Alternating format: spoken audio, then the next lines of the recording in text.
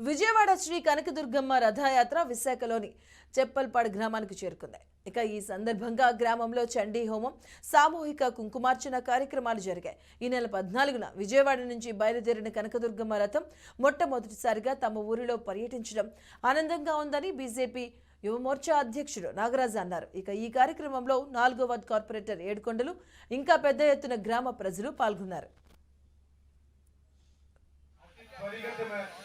శీఘ్రంగా తిరిగిపోతాయి, అతి శీఘ్రంగా తీరుతాయి. మీకు ఆ కోరికలు తీరిన వెంటనే ఎప్పుడు దుర్గమ్మ గారిని చూడటానికి విజయవాడ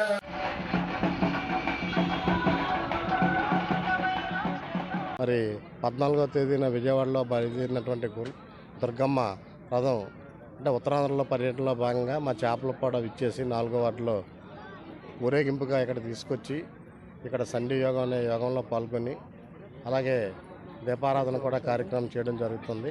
విజయవాడ కనకదుర్గమ్మ దేవస్థానం నుంచి వచ్చినటువంటి అమ్మవారి యొక్క రథం ఈ నెల 14వ తారీఖున తెల్లవారుజామున బయలుదేరినటువంటి రథం ఈరోజు తెల్లవారి కొత్త వలసలో ఉన్నటువంటి విశాఖపట్నానికి సంబంధించిన కొత్త వలసలో పూజా కార్యక్రమాలు ముగించుకొని జీవీఎంసీ 4వ వార్డు చేపలపాడ పరిధిలోకి వచ్చినటువంటి అమ్మవారి యొక్క రథాన్ని ఇక్కడ ఉన్నటువంటి భవానీలు భక్తులు ప్రతి ఒక్కరు కూడా ఆహ్వానించడం, పెద్ద ఎత్తున పూజా కార్యక్రమంలో పాల్గొనడం జరుగుతుంది. ఈ నెల 24 వరకు ఈ యొక్క అమ్మవారి యొక్క రథం కార్యక్రమం కూడా పర్యటనలో భాగంగా ఉత్తరాంధ్ర పర్యటనలో భాగంగా మా గ్రామానికి రావడం చాలా సంతోషకరం.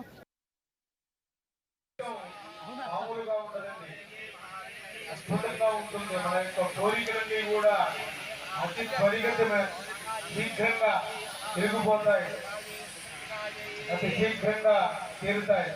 మీకు ఆ కోరికలు తీరిన